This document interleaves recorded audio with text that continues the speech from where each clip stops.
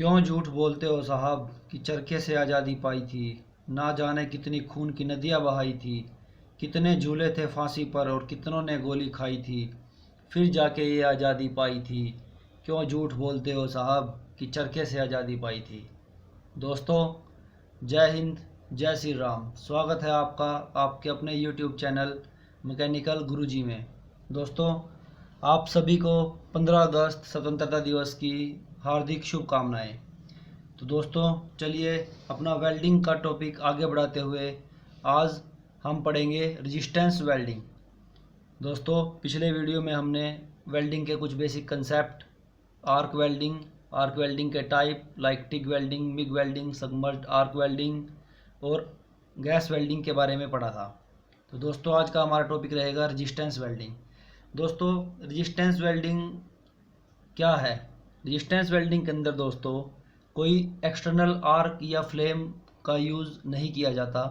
Resistance welding के अंदर दो वर्क पीस को जोड़ने के लिए या दो शीट्स को जोड़ने के लिए नॉर्मली क्या किया जाता है कि जो रेजिस्टेंस होता है किसी भी, दोस्तों कोई भी हमारे पास अगर मेटल है तो उसके अंदर से अगर इलेक्ट्रिसिटी या करंट फ्लो करता है तो वो क्या करता है, एक रेजिस्टेंस ऑफर करता है to the flow of current. तो उसी रेजिस्टेंस का फ़ायदा उठाकर रेजिस्टेंस वेल्डिंग को बनाया गया है। दोस्तों, तो रेजिस्टेंस वेल्डिंग का प्रिंसिपल है वो क्या है कि जो heat generated during welding that is equal to I²RT, यानी कि जितना हम करंट फ्लो कराएंगे उसका स्क्वायर और जितना रेजिस्टेंस वर्क पीस ऑफर करेगा मल्टीप्लाइड बाय टाइम, कितने टाइम के लिए आप करंट को फ्लो करा रहे हो। तो दोस्तों देखिए, रेजिस्टेंस वेल्डिंग सबसे पहले मैं आपको एक डायग्राम की हेल्प से समझाता हूँ। रेजिस्टेंस वेल्डिंग में नॉर्मली हम क्या करते हैं कि लैप जॉइंट मीन्स एक सरफेस के ऊपर दूसरा सरफेस जब हम रखते हैं तो इसको दोस्तों हम बोलते हैं लैप जॉइंट। तो रेजिस्टेंस वेल्डिंग में दोस्तों क्या होता है कि दो इलेक्ट्रोड का यूज़ किया जाता है। ठीक है फ्रेंड्स, अब इसमें से एक इलेक्ट्रोड मेरा मूवेबल हो सकता है और दूसरा इलेक्ट्रोड फिक्स हो सकता है। Like this is a fix electrode and this is movable electrode. अब दोस्तों इसके अंदर क्या होता है, वेल्डिंग के अंदर इलेक्ट्रोड्स के अंदर हाई करंट और बहुत ही कम वोल्टेज, दैट इज़ वोल्टेज की अगर हम बात करें तो टिपिकली अराउंड अबाउट 1 वोल्ट, और करंट की अगर हम बात करते हैं तो अराउंड 15,000 एम्पेयर करंट। तो दोस्तों एक अरेंजमेंट बनाया जाता है, जैसे ये मेरा इलेक्ट्रोड है, एक ट्रांसफार्मर की कोयल की हेल्प से हाई करंट प्रोड्यूस किया जाता है दोनों इलेक्ट्रोड्स के बीच। जैसे मेरा primary coil of the transformer and this is core, this is secondary. तो दोस्तों suppose we take 220 volt electricity, here the output is only 1 volt and the current is of around 15,000 ampere. तो दोस्तों जब इतना हाई करंट इलेक्ट्रोड्स में से पास होता है तो जो इलेक्ट्रोड हमारे हैं वो नॉर्मली किसके बने होते हैं, कॉपर के या कॉपर एलॉय। ठीक है फ्रेंड्स, अब क्या होता है कि कॉपर एलॉय इसलिए बनाए जाते हैं इलेक्ट्रोड कि वो करंट को फ्लो करने में बहुत ही कम रेजिस्टेंस ऑफर करें। अब दोस्तों जो हमारी रेजिस्टेंस वेल्डिंग है उसमें क्या होता है कि करंट का यूज़ करके और प्रेशर का यूज़ करके वेल्डिंग की जाती है। जैसे हमने बिल्कुल स्टार्टिंग में हमने वेल्डिंग की डेफिनेशन को पढ़ा था कि welding is a process of joining two similar और डिसिमिलर मेटल्स विद और without the help of pressure and with और with the use of filler metal. तो दोस्तों जो हमारी रेजिस्टेंस वेल्डिंग है, रेजिस्टेंस वेल्डिंग का के अंदर क्या होगा कि हम यूज़ करेंगे प्रेशर को,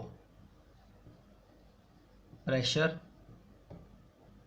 कोई फिलर मेटल यूज़ नहीं होगा, फिलर मेटल का यूज़ नहीं करेंगे। प्रेशर की हेल्प से हम क्या करेंगे, जॉइंट के ऊपर प्रेशर डालेंगे और करंट की हेल्प से इसको क्या करेंगे, जॉइंट करेंगे।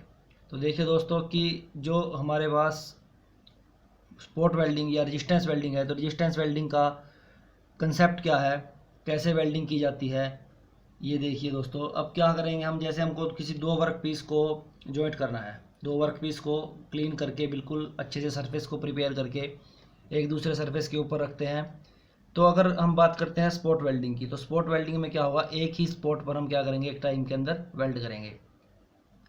अब हमने क्या किया कि दो इलेक्ट्रोड्स के बीच में, एक फिक्स इलेक्ट्रोड एक मूवेबल इलेक्ट्रोड, दो इलेक्ट्रोड्स के बीच में दो वर्क पीस को रखा, और इन दोनों वर्क पीस के ऊपर से क्या होगा कि जो इलेक्ट्रोड है वो प्रेशर डालेगा। इलेक्ट्रोड क्या करेगा, प्रेशर क्रिएट करेगा, और साथ में कुछ सेकंड के लिए, like it is only 4.25 second, 0.25 second के लिए 1 volt and 15,000 around about 15,000 ampere current को फ्लो कराया जाता है, जिससे क्या होगा कि जो करंट है वो कॉपर इलेक्ट्रोड से तो ईजिली पास हो जाएगा, बट जो दो सरफेस का बीच का कॉन्टैक्ट एरिया है वो क्या करेगा, एक रेजिस्टेंस ऑफर करेगा, जिसकी वजह से यहाँ पर क्या होगा, हीट एक्यूमुलेट हो जाएगी, और दोनों वर्क पीस क्योंकि प्रेशर लगा हुआ है तो प्रेशर की हेल्प से क्या होंगे, हीट और प्रेशर की हेल्प से आपस में जुड़ जाएंगे और आपको एक फर्म जॉइंट मिल जाएगा। दोस्तों जो हमारे पास, अगर हम रेजिस्टेंस की बात करें तो सपोज कि जो कॉपर का रेजिस्टेंस है that is R1, resistance of the copper electrode. R2 हम लिख लेते हैं जो रेजिस्टेंस है हमारा कॉपर इलेक्ट्रोड और प्लेट के बीच का, यानी कि कॉपर इलेक्ट्रोड और प्लेट के बीच का जो रेजिस्टेंस है उसको हम बोलेंगे R2। जो रेजिस्टेंस है प्लेट का, जैसे प्लेट सपोज करो हमारी स्टील की प्लेट है, उसके रेजिस्टेंस को हम लिख लेते हैं R3। और जो दोनों प्लेट के बीच का, जहाँ पे दोनों प्लेट क्या हो रही है, आपस में टच हो रही हैं, यानी कि जो कॉन्टैक्ट रेजिस्टेंस है दो मेटल्स का, जिन मेटल्स को आपको जॉइंट करना है उसको हम लिखते हैं R4। तो दोस्तों अगर हमको रेजिस्टेंस वेल्डिंग करनी है, हमें अगर रेजिस्टेंस वेल्डिंग करनी है तो रेजिस्टेंस वेल्डिंग के अंदर एक क्या कंडीशन रहेगी कि जो हमारा रेजिस्टेंस है, जो कि दो प्लेट्स के बीच का जहाँ पे कॉन्टैक्ट रेजिस्टेंस है, वो क्या होना चाहिए दोस्तों, ज़्यादा होना चाहिए इन तीनों रेजिस्टेंस के अगर साथ हम कंपैरिजन करें तो। क्योंकि दोस्तों अगर इन तीनों रेजिस्टेंस से रेजिस्टेंस कम रहा तो इससे क्या होगा, ईजिली इलेक्ट्रिसिटी फ्लो कर जाएगी, और अगर रेजिस्टेंस ऑफर नहीं होगा तो हीट जनरेट नहीं होगी और वेल्डिंग पॉसिबल नहीं होगी। ठीक है फ्रेंड्स, तो कॉपर इलेक्ट्रोड से, प्लेट से ईजिली क्या होना चाहिए, करंट हमारा फ्लो कर जाना चाहिए, परंतु जहाँ हमारा जॉइंट है दो प्लेट्स का, दोस्तों देखिए इसके अंदर दो जॉइंट है, एक जॉइंट जहाँ पर कॉपर टच कर रहा है बेस मेटल को, वहाँ का रेजिस्टेंस कम होना चाहिए, और जहाँ पर दो बेस मेटल हमारे आपस में कॉन्टैक्ट में है वो रेजिस्टेंस क्या होना चाहिए, सभी रेजिस्टेंस से ज़्यादा होना चाहिए, दैट इज़ अवर R4। तो अगर R4 दोस्तों ज़्यादा होगा तो उस केस में क्या रहेगा कि जो हमारा करंट जब फ्लो करेगा तो हीट जनरेट होगी, जिससे क्या होगी, वेल्डिंग हो जाएगी। तो दोस्तों ये हमारा कंसेप्ट है रेजिस्टेंस वेल्डिंग का, जो कि मैंने आपको स्पॉट वेल्डिंग की हेल्प से बताया है। जो हम डायग्राम देख रहे हैं this is our spot welding. अब दोस्तों अगर आपको स्पॉट वेल्डिंग समझ आ गया है तो सीम वेल्डिंग एक बिल्कुल सिमिलर ऑपरेशन है like spot welding. Seam welding के अंदर क्या होता है दोस्तों, दो रोलर्स का यूज़ किया जाता है। जैसे यहाँ पर हम एक सिंगल इलेक्ट्रोड का यूज़ कर रहे हैं तो वहाँ पर क्या होगा, इलेक्ट्रोड की जगह दोस्तों दो रोलर्स का यूज़ किया जाएगा। उन रोलर्स की हेल्प से क्या करते हैं, वेल्डिंग करते हैं, जिससे एक सीम टाइप स्ट्रक्चर प्रोड्यूस होता है, जैसे हमने सिलाई कर रखी हो। Suppose this is our two work piece. अब इन दो वर्क पीस को अगर आपको जोड़ना है, अगर हम सीम वेल्डिंग की बात करते हैं तो दो इलेक्ट्रोड रोलर्स इनको हम बोल सकते हैं। ये दोनों क्या है, हमारे पास रोलर्स हैं, इलेक्ट्रोड रोलर। तो दोस्तों इलेक्ट्रोड रोलर्स क्या करते हैं, जब suppose this is the direction of roller, इस डायरेक्शन में मूव करेगा, एंड सेकंड वन इस डायरेक्शन में मूव करेगा। तो जब दोस्तों हमारे रोलर्स दोनों मूव करेंगे तो क्या होगा, वर्क पीस हमारा इस तरफ जाएगा।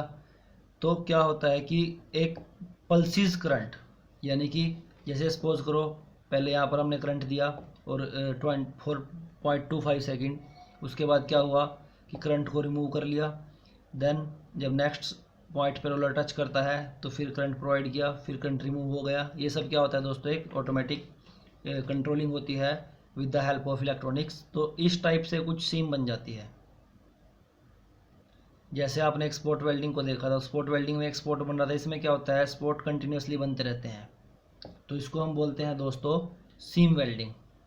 अगर आप कंटिन्यूसली स्पॉट बना रहे हो अब सीम वेल्डिंग के भी दोस्तों अलग अलग तरीके से सीम हो सकती है, या तो जॉइंट स्पॉट बिल्कुल एक दूसरे के साथ टच करते हुए जाए, या थोड़े गैप मेंटेन करके टच बने, तो पॉइंट बने, तो दोनों ही केस को हम क्या बोलेंगे, it is a seam welding process. दोस्तों वेल्डिंग का प्रोसीजर क्या रहता है, मैं आपको स्पॉट वेल्डिंग की हेल्प से ही थोड़ा बता देता हूँ। ये सबसे पहले क्या होता है, दो वर्क पीस को क्लीन किया जाता है। दो वर्क पीस को क्लीन करने के बाद आपस में लैप जॉइंट बनाया जाता है, और ऊपर से इलेक्ट्रोड को प्रेशर की हेल्प से दोनों वर्क पीस के ऊपर लगाया जाता है, जिससे क्या होता है कि जब हमारा इलेक्ट्रोड, जैसे दो हमारे वर्क पीस हैं, अब दोनों इलेक्ट्रोड को जैसे ही ऊपर से टच कराएंगे, प्रेशर अप्लाई करेंगे, तो क्या होगा, एक फर्म जॉइंट, यानी कि आपस में दोनों मैकेनिकली जॉइंट हो जाएंगे। उसके बाद क्या होता है दोस्तों, करंट को ऑन किया जाता है, करंट को स्विच ऑन किया जाता है, और जैसे ही करंट ऑन होगा तो क्या होगा, रेजिस्टेंस की, क्योंकि यहाँ पर कॉन्टैक्ट रेजिस्टेंस ज़्यादा है as compare to other resistances, तो रेजिस्टेंस जैसे ही ज़्यादा होगा तो यहाँ पर क्या होगा, हीट जनरेट होगी, और प्रेशर क्योंकि कंटिन्यू है तो क्या होगा, और जैसे जो करंट फ्लो किया वो फॉर दैट इज़ 25.25 सेकेंड, उसके बाद क्या होगा कि हीट जनरेट होगी और जॉइंट लग जाएगा। बट जब तक जॉइंट ठंडा नहीं होता तब तक प्रेशर क्या रहता है, लगा रहता है। उसके बाद फिर हम क्या करते हैं, प्रेशर को धीरे से रिमूव कर लेते हैं, और जैसे ही प्रेशर को आप रिलीज़ करोगे तो जॉइंट आपको मिल जाएगा। तो दोस्तों यही प्रोसेस सेम अगर सीम वेल्डिंग कर रहे हैं तो उसमें भी यही प्रोसेस यूज़ होती है। बट सीम वेल्डिंग और स्पॉट वेल्डिंग में सिर्फ ये डिफरेंस है कि यहाँ पर आपको एक साथ बहुत सारे स्पॉट्स मिल रहे हैं इन द फॉर्म ऑफ सीम। जैसे जैसे रोलर मूव करता रहेगा, रोल करता रहेगा वर्क पीस के ऊपर, तो क्या होगी, आपके जॉइंट बनते रहेंगे। दोस्तों जो हमारे पास स्पॉट वेल्डिंग है या सीम वेल्डिंग है, ये सब मेनली हमारे पास आपने देखा होगी जो हमारी ऑटोमोबाइल्स होती हैं, जैसे गाड़ियाँ होती हैं, तो गाड़ियों की खिड़की जो विंडो होती है और उनके जो चेसी होती है, उनको सबको नॉर्मली हम किससे जॉइंट करते हैं, स्पॉट वेल्डिंग से। ठीक है फ्रेंड्स, क्योंकि स्पॉट वेल्डिंग क्या है, इकोनॉमिकल मेथड है और फास्ट मेथड है वेल्डिंग का, और इसमें क्या होता है, जो हीट अफेक्टेड एरिया है वो भी बहुत ही कम होता है, और हीट अफेक्टेड एरिया कम होने के साथ साथ जो हमारा जो बेस मेटल है, जो हमारा वर्क पीस है, उसका डिस्टोर्शन भी बहुत कम होता है। ठीक है फ्रेंड्स, तो इसलिए ऑटोमोबाइल इंडस्ट्रीज़ में और बर्तन इंडस्ट्री में मैं आपको एक सिंपल सा एग्जांपल देता हूँ कि जो हमारे यूटेंसिल्स होते हैं, बर्तन जो घर में आप देखते हो, जैसे सपोज़ करो कोई जग है हमारे पास, वाटर का जग, तो उसकी जो हैंडल लगा होता है दोस्तों, suppose this is our water jug, तो दोस्तों जिसका जो हैंडल जुड़ा होता है, तो आपने कभी देखा होगा, अगर आपने नहीं देखा है तो अब आप देख लीजिएगा ध्यान से, तो उसके अंदर यहाँ पर जो वेल्डिंग का जॉइंट होता है, जिससे क्योंकि जग अलग बनता है दोस्तों, उसका हैंडल अलग बनता है, तो जो यहाँ पर हैंडल जो जॉइंट होता है वो किसकी हेल्प से जॉइंट होता है, स्पॉट वेल्डिंग की हेल्प से। उस पर क्या होता है, एक्सपोर्ट करके एकदम से वेल्डिंग कर दी जाती है, और एक फर्म जॉइंट होता है। ठीक है फ्रेंड्स, नेक्स्ट देखिए थर्ड, प्रोजेक्शन वेल्डिंग। अब दोस्तों प्रोजेक्शन वेल्डिंग भी बिल्कुल सिमिलर है जैसे हमारे पास स्पॉट वेल्डिंग है, बट उस केस में क्या होता है कि एक इलेक्ट्रोड ना यूज़ करके हम मल्टीपल इलेक्ट्रोड्स यूज़ करते हैं। ठीक है फ्रेंड्स, जैसे कि हमारे पास ये मेरा एक वर्क पीस है, अब इसके ऊपर अगर मैं कुछ इस टाइप का इलेक्ट्रोड यूज़ करूं, देखिए दोस्तों ये क्या करेगा, एक टाइम में 3 जगह स्पॉट वेल्डिंग करेगा। ठीक है फ्रेंड्स, प्रिंसिपल वही है वेल्डिंग का, एक हाई करंट ट्रांसफार्मर यूज़ किया जाता है। तो दोस्तों जैसे ही इसके अंदर से करंट फ्लो करेगा तो 3 जगह पे क्या होगा, वेल्डिंग का स्पॉट बन जाएगा, यानी कि वेल्डिंग की एक प्रोजेक्शन बन जाएगी। तो इसको हम दोस्तों बोलते हैं प्रोजेक्शन वेल्डिंग, क्योंकि प्रोजेक्शन वेल्डिंग में क्या हो रहा है, एक साथ ये डिपेंड करता है कि आपकी इलेक्ट्रोड की शेप क्या है। ज़रूरी नहीं है कि दोस्तों की 3 ही उसके अंदर स्पॉट बने, 4 भी बन सकते हैं, 2 भी बन सकते हैं, कितने भी बन सकते हैं। तो ये क्या है, एक एडवांस या कह सकते हैं कि एक एडवांस रूप है किसका, हमारे पास स्पॉट वेल्डिंग का। स्पॉट वेल्डिंग का एक एडवांसमेंट है प्रोजेक्शन वेल्डिंग। ठीक है फ्रेंड्स, अब ये हमारी 3 वेल्डिंग कंप्लीट हो चुकी है। नेक्स्ट हमारा है रेजिस्टेंस बट वेल्डिंग। अब रेजिस्टेंस बट वेल्डिंग में दोस्तों क्या होता है, इसके अंदर कोई अलग से इलेक्ट्रोड यूज़ नहीं किया जाता। रेजिस्टेंस बट वेल्डिंग के अंदर, रेजिस्टेंस बट वेल्डिंग के अंदर दोस्तों जो हमारा वर्क पीस है उसको ही हम क्या करते हैं, इलेक्ट्रोड की तरह यूज़ करते हैं। सपोज़ ये हमारे पास दो शाफ्ट हैं, एक शाफ्ट को आपने मूवेबल जा में फिक्स कर दिया है, ठीक है फ्रेंड्स, और जो दूसरी शाफ्ट है हमारे पास उसको हमने फिक्स जा में फिक्स कर दिया है। अब मूव ये जा क्या रहेगा दोस्तों, फिक्स रहेगा, और ये जा क्या कर सकता है, मूव कर सकता है। तो दोस्तों सेम ऐसे ही जो हमारा एक हाई करंट ट्रांसफार्मर है उसकी हेल्प से दोनों जा को, वर्कपीस को नहीं, दोनों जा को हम क्या कर देंगे, फिक्स कर देंगे दो एंड से ट्रांसफार्मर के। अब दोस्तों क्या होता है कि जैसे ही इनके अंदर करंट फ्लो करेगा, जैसे ही हम क्या सबसे पहले क्या करते हैं, प्रेशर की हेल्प से दोनों जॉइंट को आपस में मिला लेते हैं, बिल्कुल क्लोज जॉइंट दोनों को बना लेंगे। जब दोनों का सरफेस बिल्कुल फर्मली एक दूसरे के साथ अटैच हो जाएगा तो क्या होगा कि करंट का फ्लो कराया जाएगा कुछ सेकंड के लिए। तो जैसे ही करंट का फ्लो होगा, क्योंकि दोस्तों दोनों का यहाँ पर एक जॉइंट है, अब जॉइंट पे जैसे मैंने आपको स्पॉट वेल्डिंग में भी बताया कि जॉइंट पे क्या होगी, रेजिस्टेंस ज़्यादा होगा as compare to this copper fixture या copper movable jaw and this work piece, suppose this is of steel. तो जो इनका जो कॉन्टैक्ट रेजिस्टेंस होगा वो क्या होगा, सभी रेजिस्टेंस से ज़्यादा होगा। तो सबसे ज़्यादा हीट कहाँ पर एकमुलेट होगी, जो हमारे पास इनका जहाँ पे कॉन्टैक्ट हो रहा है। तो सेम वही प्रोसेस जैसे हमारे पास स्पॉट वेल्डिंग में होती है या प्रोजेक्शन वेल्डिंग में होती है। अब जैसे ही यहाँ पर हीट जनरेट होगी और प्रेशर हमने क्या कर रखा है, अप्लाई कर रखा है, तो इससे क्या होगा, दोनों के दोनों जो हमारे शाफ्ट हैं या पाइप है या कोई भी आपका वर्क पीस है वो क्या होगा, ईजिली जॉइंट हो जाएगा। उसके बाद फिर करंट रिमूव कर लिया जाता है, और जैसे ही जॉइंट सॉलिडिफाइड होता है तो प्रेशर को भी रिमूव कर लिया जाता है। तो this is our resistance butt welding, ठीक है फ्रेंड्स, ये होती है रेजिस्टेंस बट वेल्डिंग। मैंने आपको इन शॉर्ट में बता दिया था कि लेक्चर ज़्यादा लंबा ना हो, कंसेप्ट यही है रेजिस्टेंस बट वेल्डिंग का। दूसरी दोस्तों हमारे पास होती है एक रेजिस्टेंस या flash butt welding. Flash butt welding में दोस्तों क्या होता है कि जो हमारे पास, जैसे हमने यहाँ पे क्या किया था, पहले दोनों ही जो वर्क पीस थे उनको आपस में अच्छे से प्रेशर की हेल्प से जॉइंट कर लिया था। उसके बाद हमने क्या किया था, इसके अंदर करंट को सप्लाई किया था, ठीक है दोस्तों। But in case of flash welding, अगर हम बात करते हैं फ्लैश वेल्डिंग की, फ्लैश बट वेल्डिंग, तो दोस्तों फ्लैश बट वेल्डिंग में क्या होता है कि दोनों पीस को आपस में बिल्कुल हल्का सा टच कराया जाता है। ये कहें कि बिल्कुल फर्मली नहीं, बिल्कुल ज़रा सा ऐसे टच कर लिया। तो उससे क्या होता है दोस्तों कि जैसे ही आप करंट सप्लाई देते हैं, तो करंट सप्लाई, क्योंकि दोनों जो आपके जो दोनों आपके जो ट्रांसफार्मर के एंड हैं, जो ट्रांसफार्मर के एंड को ऊपर से कनेक्ट हो रखे हैं, अब दोनों में जब प्रॉपर जॉइंट नहीं होगा तो क्या होगा, एक स्पार्क प्रोड्यूस होगा, ठीक है। स्पार्क कह सकते हैं या फ्लैश कह सकते हैं। आपने देखा होगा नॉर्मली घरों में भी, जब अगर आपका इलेक्ट्रिसिटी का कनेक्शन कहीं से लूज़ रह जाता है, इलेक्ट्रिसिटी मान लो आपने दो वायर के अंदर जॉइंट लगाना है, तो अगर आपका जॉइंट थोड़ा सा लूज़ रह गया है तो जैसे ही उसके ऊपर लोड पड़ता है तो क्या होती है, आपकी स्पार्किंग होती है। तो सेम यही कंसेप्ट दोस्तों यहाँ पर यूज़ किया गया है। अब जैसे ही, क्योंकि जॉइंट हमारा फर्मली नहीं है, बिल्कुल हल्का सा टच हो रखे हैं दोनों वर्क पीस आपस में एक दूसरे को, तो क्या होगा कि इसके अंदर एक फ्लैश प्रोड्यूस होगी, और फ्लैश से क्या होगा कि जो दोनों एंड हैं वो क्या होंगे, बिल्कुल गर्म हो जाएंगे, अप टू, यानी कि एक टाइप से अपनी जो प्लास्टिक स्टेट में चले जाएंगे।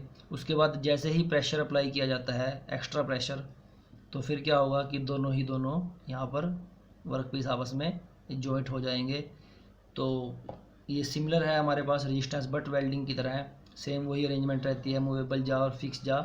बट इसके अंदर डिफरेंस क्या है कि हम स्टार्टिंग में ही प्रेशर की हेल्प से दोनों वर्क पीस को अच्छे से जॉइंट नहीं करते। इसके अंदर हम क्या करेंगे, दोनों वर्क पीस को बिल्कुल हल्का सा टच कराएंगे, करंट को ऑन करेंगे, जैसे ही फ्लैश प्रोड्यूस होगी दोनों वर्क पीस के जो वेल्डिंग जॉइंट है, जहाँ पर वेल्डिंग करनी है आपको, गर्म हो जाएंगे, और आपस में प्रेशर की हेल्प से उनको जोड़ देंगे। फिर करंट रिमूव कर लेते हैं, और जैसे ही जॉइंट सॉलिडिफाइड होता है तो उसके बाद क्या करेंगे, करंट को रिमूव कर लेंगे, ठीक है फ्रेंड्स। तो ये थी हमारी फ्लैश वेल्डिंग। अब दोस्तों एक वेल्डिंग का टाइप आता है प्रीक्यूजन वेल्डिंग। प्रीक्यूजन वेल्डिंग के अंदर दोस्तों क्या होता है, it is similar to resistance butt welding, but इस केस में क्या होता है कि आप, जैसे हमने यहाँ पर क्या दे रखा है, डायरेक्ट करंट दे रखा है, ट्रांसफार्मर से दोनों इलेक्ट्रोड्स को, या दोनों जो हमारे फिक्स जा हैं या फिक्स और मूवेबल जा हैं, इन दोनों को। बट दोस्तों in case of percussion welding के अंदर क्या होता है कि जब हम सबसे पहले क्या करते हैं, जो हमारे पास एक कैपेसिटर होता है, हम क्या करते हैं, जो ट्रांसफार्मर का करंट है, suppose this is our transformer primary winding, this is transformer secondary winding. तो जो ट्रांसफार्मर होता है उससे हम क्या करते हैं, इसके पैरेलल में एक कैपेसिटर लगा दिया जाता है। तो जो ट्रांसफार्मर है उससे क्या होगा, जो कैपेसिटर है वो चार्ज होगा, और यहाँ पर दोस्तों क्या होगा, एक स्विच लगा दिया जाएगा। This is our switch. तो दोस्तों क्या होगा कि जैसे ही सप्लाई ऑन होती है करंट की, तो ट्रांसफार्मर क्या होता है, जो ट्रांसफार्मर है वो कैपेसिटर को चार्ज कर देता है। उसके बाद हम क्या करते हैं, सप्लाई यहाँ से कट करेंगे और स्विच को यहाँ से ऑन कर देंगे। तो जो कैपेसिटर चार्ज हुआ है वो क्या होगा, दो वर्क पीस जैसे शॉर्ट हो रखे हैं, तो यहाँ पर जाकर क्या होगा, डिस्चार्ज हो जाएगा। और जब दोस्तों कैपेसिटर डिस्चार्ज होगा तो जहाँ पर रेजिस्टेंस ज़्यादा है वहाँ पर क्या होगी, एक हीट प्रोड्यूस होगी, जिससे कि हमारे जो दोनों वर्क पीस हैं वो आपस में वेल्ड हो जाएंगे, जैसे हमने रेजिस्टेंस बट वेल्डिंग के अंदर देखा था। ठीक है फ्रेंड्स, तो कंसेप्ट तीनों वेल्डिंग का, या जितने भी हमने रेजिस्टेंस वेल्डिंग पढ़ी हैं, सभी वेल्डिंग का कंसेप्ट एक ही है कि हमें क्या करनी है, करंट की हेल्प से, रेजिस्टेंस की हेल्प से हीट प्रोड्यूस करनी है, करंट और रेजिस्टेंस की हेल्प से, ताकि क्या हो, जहाँ पर हम प्रेशर अप्लाई करें वहाँ पर हमारा जो वेल्डिंग है वो हो सके। ठीक है फ्रेंड्स, अब इसके अंदर जैसे सपोज हमें क्या करना है कि अगर हम किसी भी वेल्डिंग की बात करें जिसमें हम कॉपर का इलेक्ट्रोड यूज़ कर रहे हैं, suppose this is our spot welding, तो उसके अंदर अगर आपको सॉफ्ट मटेरियल्स को वेल्ड करना है, लाइक एल्युमिनियम, मैग्नीशियम, तो उसके लिए हम क्या करेंगे, इस टाइप के क्वेश्चन दोस्तों एग्ज़ाम में अक्सर पूछे जाते हैं।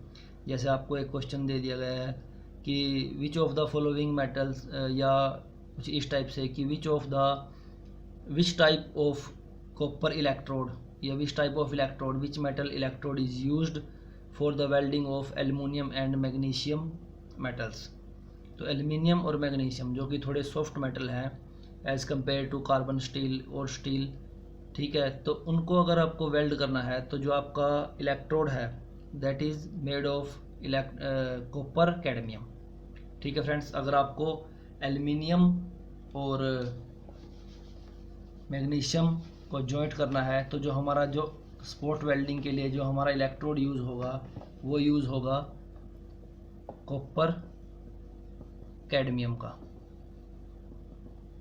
ठीक है friends, copper cadmium for aluminium and magnesium alloy. ठीक है फ्रेंड, अब देखिए अगर आपको कुछ hard material like steel, mild steel, ठीक है, कार्बन स्टील, या कोई भी आपको हार्ड मटेरियल को अगर स्पॉट वेल्ड करना है तो उस केस में जो हमारा इलेक्ट्रोड होगा that is made of copper chromium. तो वो किसका बना होगा दोस्तों, कॉपर क्रोमियम का। तो इस टाइप से क्वेश्चंस आपको पूछ ले जाते हैं कि अगर आपको स्टील को स्पॉट वेल्ड करना है तो आपका जो इलेक्ट्रोड है वो किस मटेरियल का बना होगा, दैट इज़ कॉपर क्रोमियम का। ठीक है फ्रेंड्स, जब हमारा या हमारा जो रेजिस्टेंस वेल्डिंग या हमारी जो कंप्लीट वेल्डिंग हो जाएगी दोस्तों, वेल्डिंग के सभी टॉपिक कंप्लीट हो जाएंगे, तो उसके बाद दोस्तों मैं एक वेल्डिंग के ऊपर मल्टीपल चॉइस क्वेश्चंस की एक वीडियो बनाऊंगा, और साथ के साथ आपको PDF भी प्रोवाइड कराई जाएगी, जिससे कि आपको एग्ज़ाम में बहुत हेल्प मिलेगी। और लगभग दोस्तों टेक्निकल में क्या होता है कि क्वेश्चंस फिक्स रहते हैं, क्योंकि आप कंसेप्ट तो चेंज नहीं कर सकते। अब ये कोई GK तो है नहीं या आपका करंट अफेयर्स तो है नहीं कि आपने इसको लास्ट 6 मंथ के पढ़ने हैं। अब अगर स्पॉट वेल्डिंग का प्रिंसिपल यही है कि जिसमें जो हीट जनरेट होती है that is equal to H is equal to I² RT, तो दोस्तों ये यही रहेगा। अगर इसको आप 50 साल बाद भी पढ़ोगे तब भी कंसेप्ट यही रहेगा, कंसेप्ट कभी भी चेंज नहीं होते। ठीक है फ्रेंड्स, तो जो आपके एग्ज़ाम पॉइंट ऑफ व्यू से इंपॉर्टेंट क्वेश्चंस है वो भी आपको कराए जाएंगे। अब जो रेजिस्टेंस वेल्डिंग की दोस्तों एप्लीकेशन जैसे मैंने आपको बताई, कुछ ऑटोमोबाइल इंडस्ट्रीज़ में जहाँ पर बर्तन बनते हैं, यूटेंसिल में जहाँ पर कुछ इलेक्ट्रॉनिक इक्विपमेंट या इलेक्ट्रॉनिक कंपोनेंट्स बनाए जाते हैं या इंस्ट्रूमेंट बनाए जाते हैं, वहाँ पर भी दोस्तों जो हमारे पास रेजिस्टेंस वेल्डिंग है उसका यूज़ किया जाता है। और रेजिस्टेंस वेल्डिंग की दोस्तों कोई लिमिटेशंस रहती हैं कि इसके अंदर आप ज़्यादा थिक शीट्स को वेल्ड नहीं कर सकते। नॉर्मली जैसे अगर हम परकर्सन वेल्डिंग की ही बात करें तो इसके अंदर मैक्सिमम 3 mm की शीट्स को हम क्या कर सकते हैं, वेल्ड कर सकते हैं। ऐसे ही जो सभी वेल्डिंग्स में ऑलमोस्ट आप क्या कर सकते हो, 5 या 6 mm तक की शीट्स को वेल्ड कर सकते हैं। अगर दोस्तों आपको सपोज़ कोई एक थिन शीट है और एक आपके पास थिक शीट है, ठीक है, suppose this is 1 mm, this is 4 mm।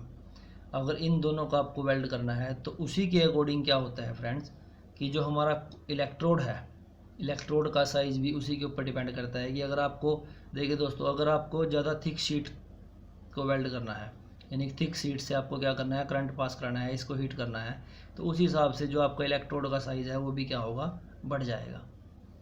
अगर थिन शीट है तो इलेक्ट्रोड का साइज़ क्या हो जाएगा, कम हो जाएगा। क्योंकि दोस्तों अगर थिन शीट से आप ज़्यादा करंट फ्लो कराओगे तो वो क्या होगा, डिस्टॉर्शन हो जाएगा। और अगर थिक शीट में आप छोटे साइज़ का इलेक्ट्रोड देते हो, स्मॉल साइज़ का, स्मॉल डायमीटर का, तो क्या होगी, प्रॉपर हीट नहीं होगी और वेल्डिंग आपकी नहीं हो पाएगी। तो ठीक है दोस्तों, इसी हिसाब से एज़ पर आवर रिक्वायरमेंट हम क्या करते हैं कि इलेक्ट्रोड का साइज़, कितना करंट फ्लो कराना है, कितने टाइम के लिए करंट फ्लो कराना है, वो सब चीज़ें डिसाइड करते हैं। तो दोस्तों ये था हमारा आज का topic, that is our resistance welding. Hope कि आपको ये सब समझ आया होगा अच्छे से। तो दोस्तों मिलते हैं नेक्स्ट लेक्चर में, तब तक के लिए जय हिंद, जय श्री राम।